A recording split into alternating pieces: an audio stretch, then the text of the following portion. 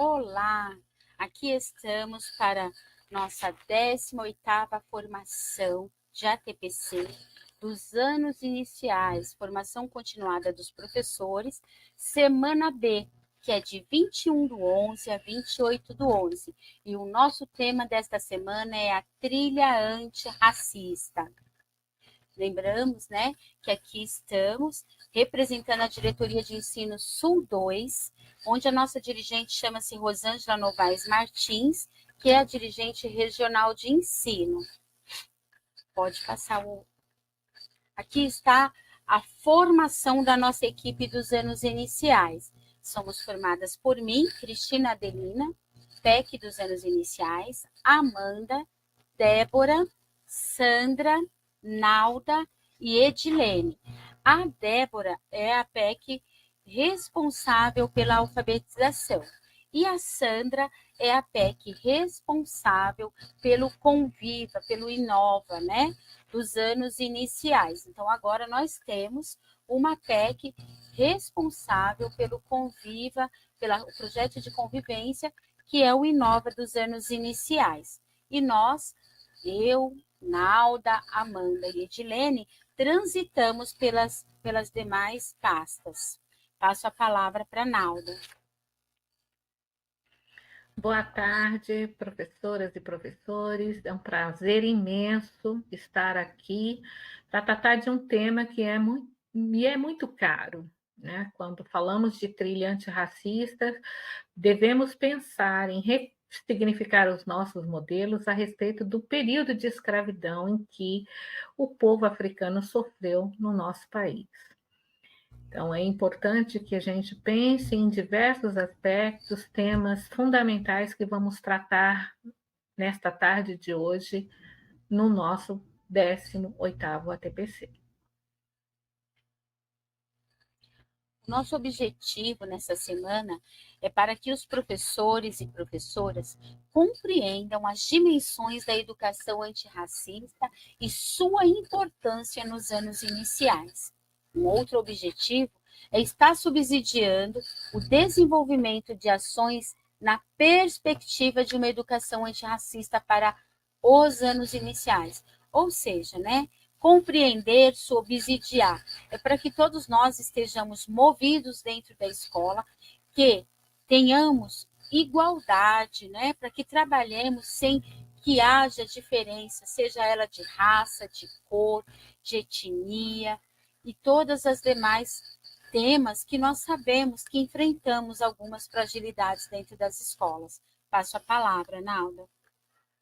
Perfeito, Cris. E é importante salientar, quando a gente fala da importância da educação antirracista para os anos iniciais, eu defendo e acredito que devemos trabalhar com os nossos estudantes desde muito cedo, resgatar e ressignificar o processo histórico do nosso país. Nós somos um povo miscigenado, né? Diferente do que se acreditou e se cultuou durante muito tempo. No Brasil não existiram escravos, existiram pessoas escravizadas. E eu, enquanto professora preta, periférica, tenho este meu lugar de fala na luta antirracista. E quero muito que todos os nossos estudantes tenham a oportunidade de reconhecer o racismo enquanto crime e tenham a sua conscientização em relação ao combate a toda prática racista dentro das nossas escolas. Próximo slide, por favor. Então, a nossa pauta ela vai tratar da corresponsabilidade, a construção de estratégias educacionais que visem ao combate do racismo. É uma tarefa de todos os educadores, independentemente do seu pertencimento étnico-racial. Isso nas diretrizes curriculares nacionais para a educação das relações étnico-raciais e para o ensino de história e cultura africana e afro-brasileira, desde 2004, que está presente na página 16. Então, corresponsabilidade independe, né, independe do meu pertencimento ético-racial, eu tenho o dever, né, de ter essa compreensão, de construir, né, nos meus alunos uma corresponsabilidade, de ter uma corresponsabilidade. Pensando nisso, temos aqui uma frase da Angela Davis, onde ela diz: numa sociedade racista, não basta não ser racista, é preciso ser antirracista. Passo a palavra, Nalda. Sim, Cris, e dificilmente é possível a pessoa se intitular em não racista se ela não tem esse conhecimento étnico-racial, se ela não passou por um processo de letramento racial, tenha internalizado o conceito de raça e saber que, independente da tez, da tonalidade da pele, todas as pessoas são dignas de terem acesso a todos a questão de cultura, educação, lazer, moradia, saúde. E este é o nosso papel enquanto educadores, é o papel social da escola, oportunizar que todos os nossos estudantes tenham os direitos iguais, oferecer a equidade como um todo. Próximo slide, por favor. Neste momento, nós temos aqui uma imagem e uma frase. A imagem dispensa comentários, né? Stop racismo. Vemos nesta imagem muito do que aqui estamos falando e muito do que ainda vamos falar. E a frase diz: mais amor, por favor. Então, assim, né? Vamos pensar sobre isso. Stop racismo. Muito mais amor, por favor. Então, nossa sociedade precisa se banhar de amor, precisa dizer não, parar de executar, de exercer, né, atos, atitudes e gestos racistas. Passo a palavra, Nalda. Exato. Quando a gente pede por mais amor, nós estamos precisando de mais tolerância em todos os ambientes da nossa sociedade. A escola, ela é um ambiente onde o estudante tem a oportunidade de falar dos seus desejos, das suas fragilidades e até mesmo pedir socorro. E a questão de dentro da escola da normatização do racismo, como se o racismo ele fosse em tom de brincadeira ou equiparar ao bullying. Muitas vezes a nossa criança preta ela sofre os dois momentos, pelo bullying e pelo racismo. Então nós temos a obrigação de ensinar a nossos estudantes a diferença de um e do outro, que determinadas brincadeiras, supostamente brincadeiras, ela vem no tom de ferir, de desqualificar e de discriminar. Então, não podemos permitir que isso aconteça, enfatizando o tempo todo que racismo é crime e é previsto por lei. A pessoa que pratica o racismo, ela pode ser penalizada.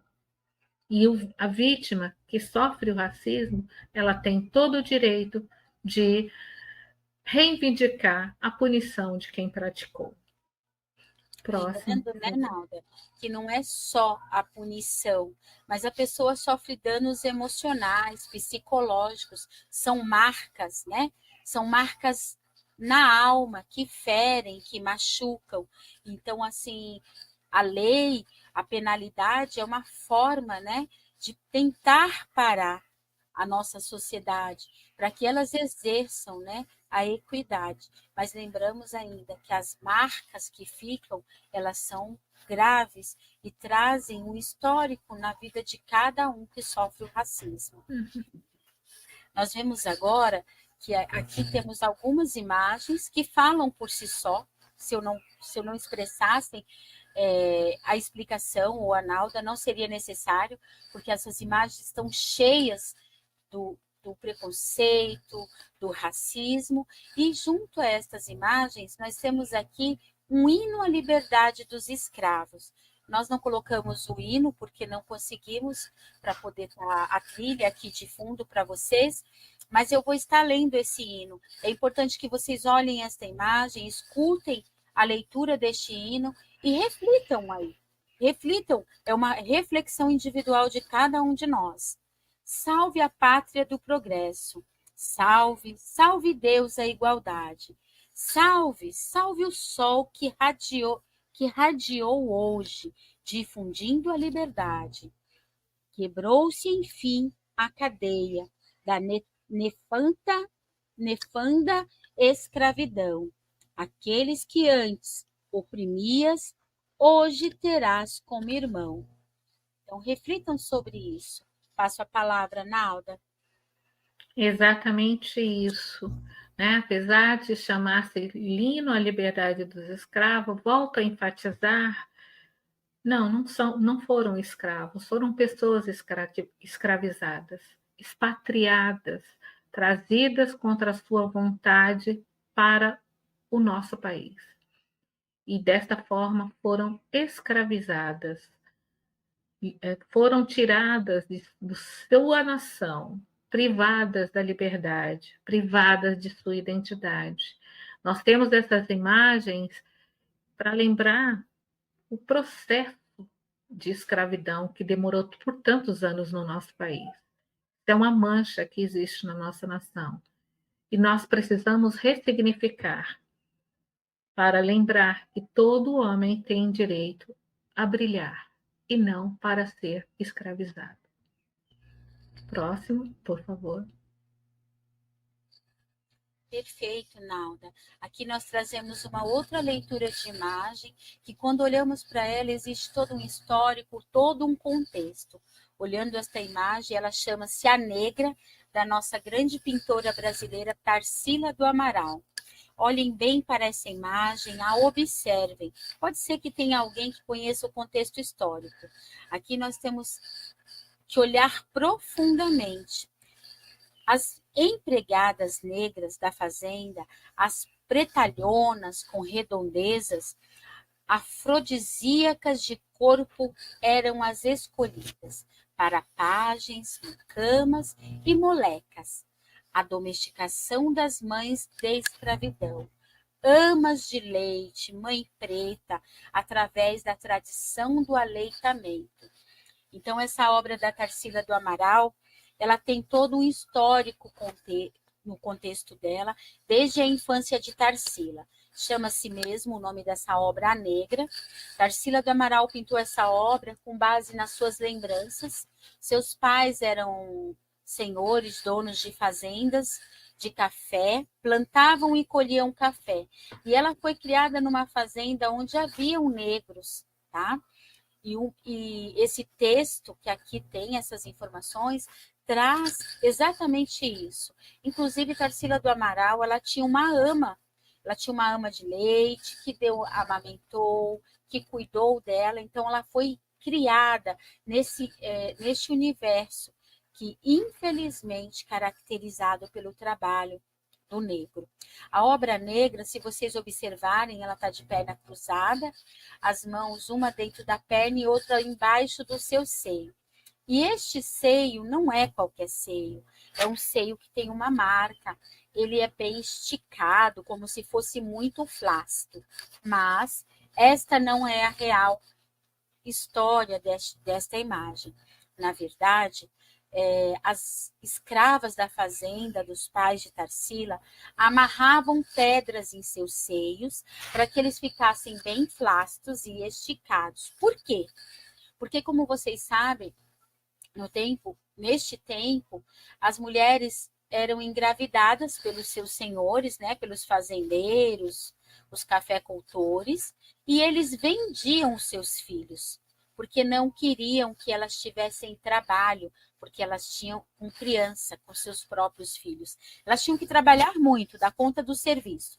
Então, ter um filho, cuidar desse filho, significaria não trabalhar o suficientemente nas fazendas, né? Então, o que eles faziam? As poucas negras que conseguiam ter direito a ficar com seus filhos era sob a seguinte condição, de que elas, durante o período que tivesse com seus filhos pequenos, não parassem, em hipótese alguma, para cuidar deles. O que elas faziam? Elas amarravam, né, os bebês nas suas costas, na cacunda, e jogavam esse seio para trás toda vez que a criança tinha fome. Dessa forma, ela não precisava parar de plantar ou colher café. Ela continuava exercendo o seu trabalho e cuidando do seu filho sem causar prejuízo, né, aos senhores. Isso é uma história triste, essa tela, então ela traz muito, traz muito. E o que é interessante, que a Tarsila pintou não foi algo da sua imaginação, ela pintou a realidade que de fato ela viveu. Passo a palavra, Nalda. De certo, uma das questões que me chama a atenção em relação à obra da Tarsila do Amaral é a questão da domesticação das pretas que foram escravizadas no nosso país.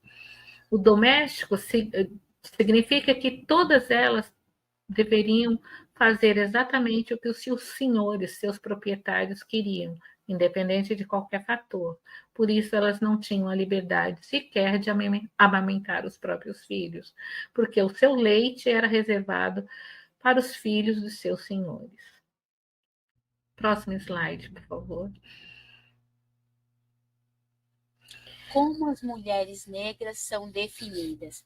A gente está neste contexto, né, Nalda, de leitura de imagem, né, que é o texto não verbal aqui. Por que o texto não verbal? Por que a imagem? Porque a imagem por si só fala. Passo a palavra, Naldinha. Justamente isso. Qual a imagem, né? Qual que é o estereótipo da mulher preta no nosso país? É a mulher extremamente sexualizada, né, onde a sua sexualidade é exacerbada, como se fosse um objeto, né, de sexualização, ou a mulher enraivecida, que não tem controle das próprias emoções, ou a mulher que é para domesticação, o que se cultuou em nosso país enquanto empregada doméstica. Então, essa imagem, esse estereótipo da mulher preta, como se ela, as únicas funções que ela pudesse exercer na sociedade fosse essa. Próximo, por favor. Como os homens negros são definidos em nossa sociedade? Passa a palavra, Nalda. Da mesma forma que a mulher preta é discriminada e sofre o racismo, não diferente os homens também estão com essa imagem de estereótipo, de serviçais, de subemprego, são desvalorizados no mercado de trabalho. Justamente isso vem do nosso racismo estrutural, que foi institucionalizado no nosso país, lamentavelmente. Próximo, por favor. As brincadeiras que causam dor. Então, seguimos aqui com algumas imagens e o contexto, né, do texto não verbal para a gente entender como isso ocorre de forma, né, horas explícitas ou não em nossa sociedade. Passo a palavra, Nau. Muitas vezes o racismo ele acontece de forma velada, ainda que de forma muito discreta ele acontece, principalmente dentro das nossas escolas. Por isso, a nossa responsabilidade social de combater o racismo, de termos a prática do antirracismo diuturnamente nas nossas escolas. E isso começando desde o primeiro ano do ensino fundamental 1. Próximo, por favor. Cuidado com suas palavras. Expressões racistas. Stop! Então, agora, nós vamos fazer aqui, né, Nalda, uma breve brincadeira, eu e a Nalda, para vocês perceberem o que acontece. Então, eu vou falar, a Nalda vai responder, tá bem? E vocês reflitam aí um pouquinho quantas de nós ou quantos de nós, né, já não usamos ou ainda fazemos uso no cotidiano dessas expressões racistas. A coisa tá preta. troque essa expressão que se trata, né, de novamente falando do racismo estrutural, essa expressão muitas vezes é usada de uma forma jocosa ou de brincadeira, mas que é muito inadequada. Ela retrata o racismo estrutural. Então, em vez da coisa preta, diga: a coisa está difícil. Ai, que inveja branca. Não existe inveja branca ou preta, é inveja. Primeiro, não inveje as pessoas. Elogie, qualifique o seu trabalho. A inveja é algo extremamente negativo para quem sente e para quem é alvo dela. Nasceu com um pé na cozinha. Cozinhar é uma arte, independente da raça, independente da cor da pele. Quem está na cozinha e tem essa arte na sua função deveria ser abrilhantado, enaltecido por a sua capacidade, pela sua potencialidade. Amanhã é dia de branco. Trabalhar é um ato para qualquer pessoa digna, não necessariamente de brancos ou pretos. Amanhã é dia de trabalho. Cor do pecado. Como na imagem da estereótipo feminino, a mulher ela é extremamente sexualizada, então atribui-lhe o pecado como se o pecado fosse atribuído apenas às mulheres pretas. Na verdade, assim, o pecado é um estereótipo também, né? Da questão do sagrado. Não é atribuído, não deveria ser atribuído a ninguém. Não tem nada. Doméstica. Novamente, vem o termo doméstica, né? As pretas foram domesticadas para exercer função e obediência. Denegrir. Um termo pejorativo que atribui ao negro questões negativas, né? Então, assim, desqualificar, podemos usar esse termo. Cabelo ruim. Não, o cabelo é o cabelo natural dos pretos, que são diferentes. Existem cabelos encaracolados, cabelos lisos. Ruim é o preconceito, ruim é o racismo. Tem caroço nesse angu. Justamente o angu, que é uma comida típica africana. Dizer que tem o caroço é novamente desqualificar a cultura afro-brasileira. Nhaca. Nhaca fala-se da Nhaca sobre ser ruim, mas na verdade Nhaca é uma ilha de Moçambique. Então também devemos abolir esse termo da nossa língua. Preto de alma branca. Todos temos alma, independente da nossa raça, independente da nossa escolha. As almas não têm cor. Meia tigela. Se refere também à questão de desqualificar, dizendo que vale menos, vale a metade. Não, todos valemos por inteiro. Mulata. Mulata é um termo que foi criado através de um cruzamento entre o cavalo e o jumento. Saía um filhote inviável e foi associado a negras, justamente a questão de que elas não tinham a liberdade, não tinham o direito de ser mães, de ter seus filhos. E quando isso acontecia, quando a gestação vinha a termo, seus filhos eram oferecidos para o mercado, para que fossem vendidos e se tornassem, fossem escravizados para quem comprassem. Pecado negro. Mercado é o mercado ilegal. Ele não é negro, ele é da contravenção. Ovelha negra. Né? E novamente desqualificando a pessoa negra. Na verdade, é a pessoa que se destoa, que é desqualificada. Serviço de preto. Serviço mal feito, não é de preto. Quando ele é mal feito, independente de quem fez, ele é mal feito. Criado mudo. Termos que foi dado aos pretos escravizados e que não podiam falar para não desagradar seus amos. Muitos deles tiveram as suas línguas cortadas, por isso o termo criado mudo.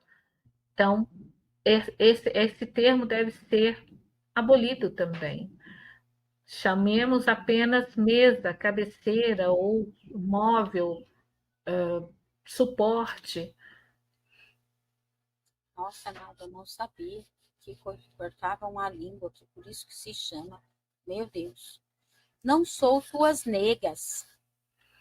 Novamente usa esse termo como desqualificar, quer dizer, não sou, significa que eu sou melhor. Na verdade, as pessoas desenvolvem o seu caráter independente da sua raça.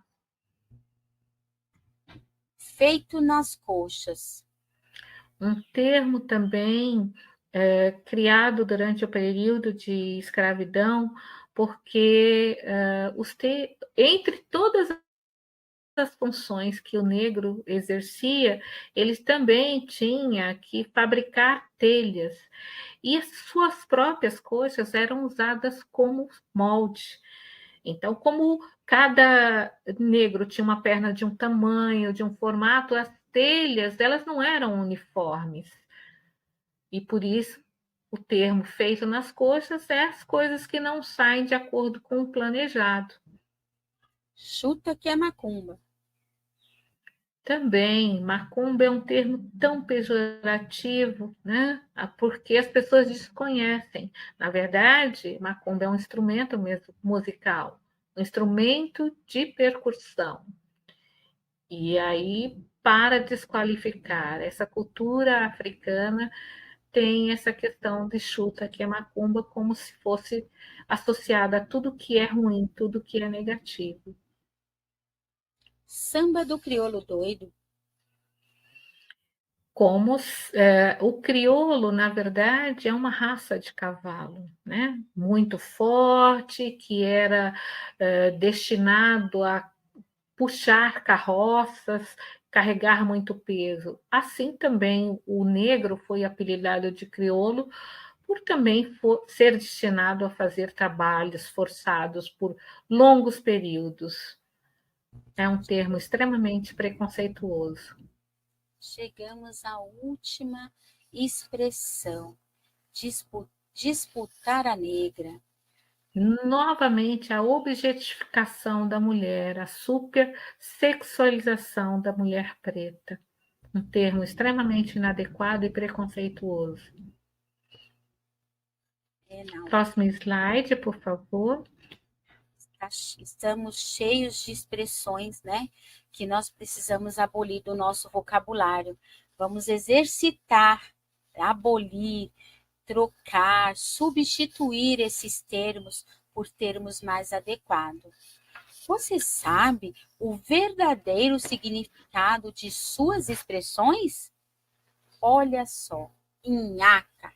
Desde a época colonial, o termo é usado para falar de algo com cheiro forte, desagradável. O que pouca gente sabe é que Nhaca é uma ilha de Moçambique e daí que vem o uso do termo, mais uma vez, para reforçar estereotipos e preconceito.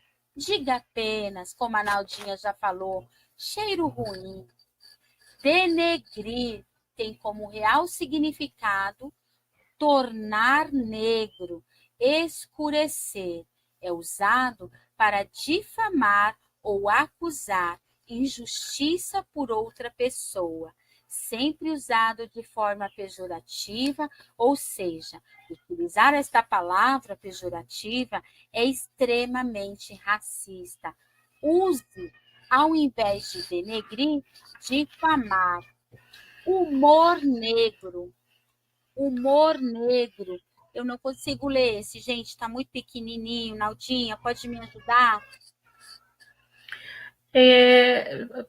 Sim, não necessariamente ler, mas só explicar, né? Novamente associar as coisas ruins à população preta, né? Então, não só hoje, nos tempos atuais, a nossa sociedade é extremamente preconceituosa, principalmente com as pessoas que estão na periferia e que são majoritariamente pretas, né? Somos um país altamente miscigenado. Isso mesmo, Nalda. Então, aqui nós colocamos algumas expressões essas que tanto eu já li, como a Nalda já explicou cada uma delas. Não se faz necessário estar lendo tudo, até porque já foi explicado. Mas fica aqui a dica para que nós venhamos nos apropriar de um vocabulário, de expressões que possam ser mais adequados, uma vez que nós somos formadores, né? Somos educadores, formamos, né? Alunos que vão estar aí presentes numa sociedade. Vamos, desde já, nos apropriar desse vocabulário adequado para que os nossos alunos também cresçam fazendo uso adequado das terminologias, das expressões. Passa a palavra, Naldinha. Pode passar para o próximo slide, por favor? Casa Grande, Quilombo, da ponte para cá, antes de tudo, é uma escola. Vou deixar com você a palavra, Naldinha. Eu acredito que Casa Grande é um termo que todas as pessoas já ouviram, mas eu gostaria que fosse ressignificado o verdadeiro contexto, né? A Casa Grande. Se nós pensarmos no Brasil colonial e no Brasil atual, né? O que é a Casa Grande? Os grandes prédios, as grandes incorporações, e falarmos do Quilombo, que foi um espaço onde o negro teve a oportunidade de fugir da escravidão. E hoje estamos numa sociedade onde existem vários espaços periféricos, onde a população que reside nesses locais não tem acesso à cultura, não tem acesso ao lazer. Parte das nossas escolas estão inseridas na periferia de nossa cidade. E como que elas estão? Qual é o tipo de ensino, qual é o tipo de aula que eu preparo para as escolas que estão nos extremos periféricos de nossa cidade? Antes de tudo, é uma escola, independente do local onde ela se encontra. Se é uma escola que tem uma estrutura extremamente qualificada, bonita, ou se é uma escola que está fora dos acessos, independente de qualquer fator, devemos oferecer o melhor para os nossos estudantes, para que ele tenha a oportunidade de conscientizar-se do seu papel na sociedade e da sua importância. Próximo slide, por favor.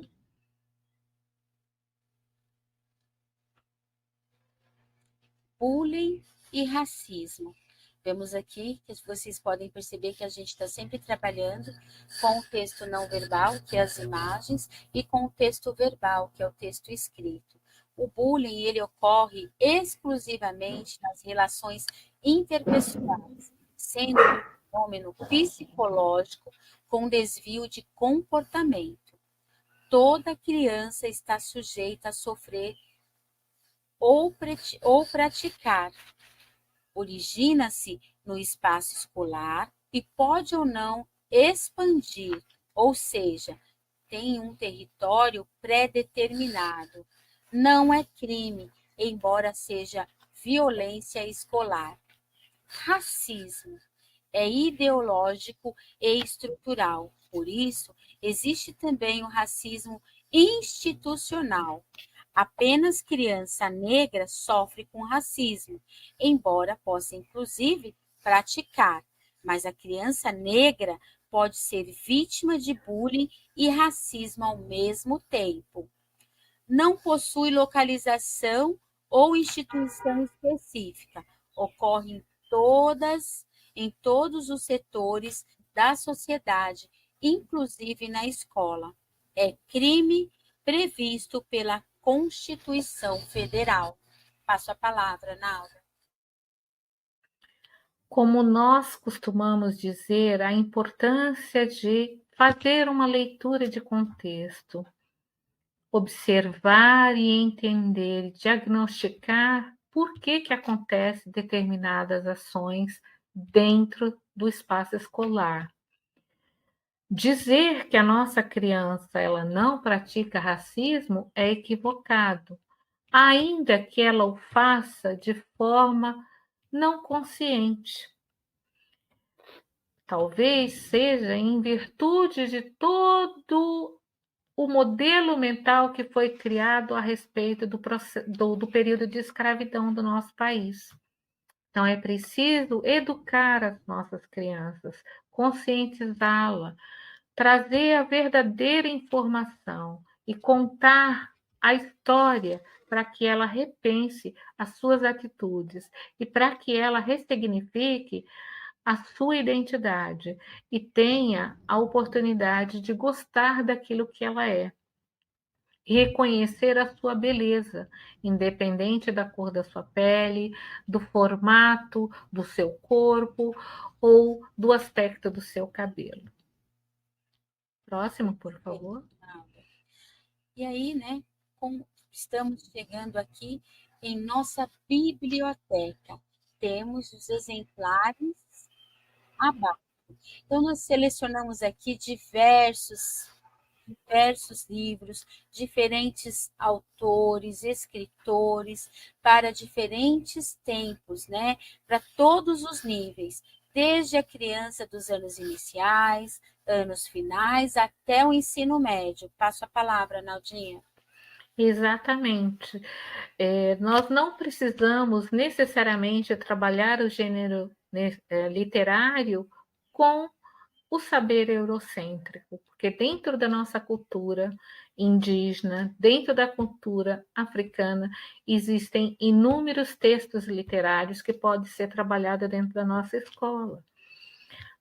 E nos anos iniciais, quando a gente trabalha com as nossas crianças, levando a diferença de contos, lendas, textos instrucionais. Então, nós temos acervo teórico que vai facilitar um planejamento de aula que tenha a abordagem de autores, tanto indígenas como africanos, ou autores brasileiros que são descendentes do povo que foi escravizado. Isso é uma forma de conscientizar a nossa criança e de levá-lo a ter um outro modelo a respeito da sua identidade. Perfeito, Nalda. É muito importante ressaltar aqui, Naldinha, que todos estes livros, este grupo, né, de acervo, tem nas nossas escolas, gente. É muito importante. Então, vocês vejam aí, tem a Djanila Ribeiro, tem o Lázaro Ramos, tem Mandela, tem Amor de Cabelo. Todo este acervo, ele está presente na escola, ele é muito recente. Inclusive, muito deles datam do ano de 2020 para cá. Ainda esses dias eu estava numa escola e pude contemplar a beleza de todos esses livros lá no acervo. Então, vamos fazer uso deles, vamos pesquisar, vamos olhar, né? Muitas vezes, né, Nalda, a gente fica presa só aos irmãos Greens, ficamos presa ali ao Esopo, só a este tipo de literatura, mas existe toda uma literatura nova chegando, que sempre chegou e que nós devemos nos apropriar dela e fazer uso durante as nossas aulas, na rotina, né? Eu não sei aqui Certamente vocês fazem leitura diária para os alunos e está aí um grande acervo para vocês lerem para os nossos alunos. Passo a palavra, Naldinha. Todo esse acervo é maravilhoso, mas eu recomendo especialmente O Pequeno Príncipe Preto, uma leitura fantástica que vai abrilhantar a aula de vocês. Próximo slide, por favor.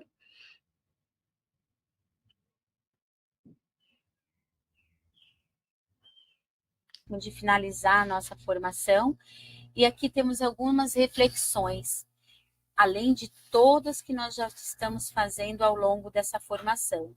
Em uma sociedade racista, não basta não ser racista, precisamos ser antirracista. Angela Davis, eu já li essa frase para vocês no início. E aqui, né, o Martin Luther King, eu tenho um sonho de que um dia meus quatro filhos vivam em uma nação onde não sejam julgados pela cor da sua pele, mas pelo seu caráter. Essa é a minha preferida, particularmente.